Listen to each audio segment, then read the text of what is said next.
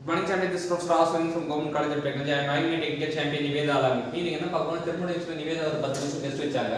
So 10 question learning from mistake பண்ணிட்டு this is after recap session. So என்ன பார்க்கலாம் ஒரு கான்செப்ட். ஃபர்ஸ்ட் கான்செப்ட் என்ன சொல்ல வரீங்க? So first question is greater the difference between jet velocity and aeroplane velocity, lesser propulsive efficiency. So jet velocity க்கு aeroplane velocity வித்தியாசம் வந்து அதிகமாச்சுனா propulsive efficiency குறையும்னு சொல்றாங்க.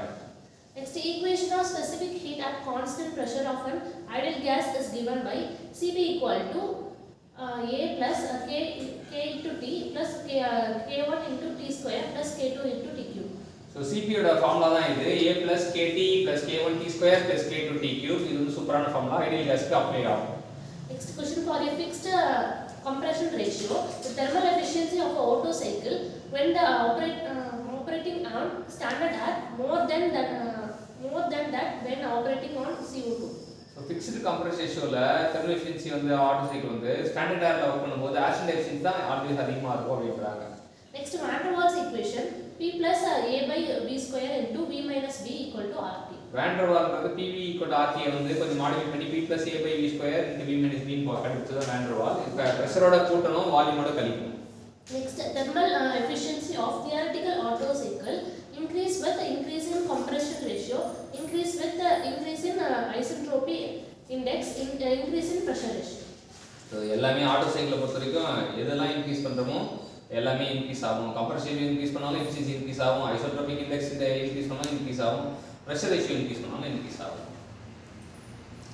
Next question, the work ratio of gas turbine plant, that is the ratio of net work output to the turbine work 1 minus T1 by T3 into R power gamma minus 1 by gamma.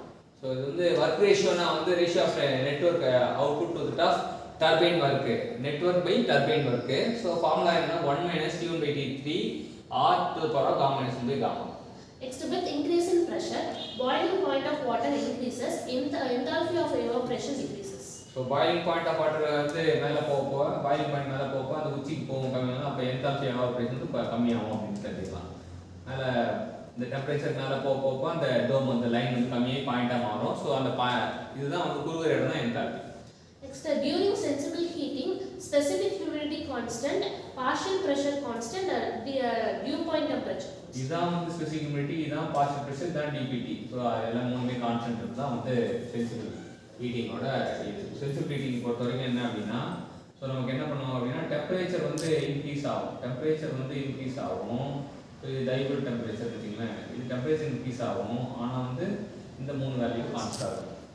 The specific internal energy Hs in ideal gas function of temperature, pressure, volume is unknown.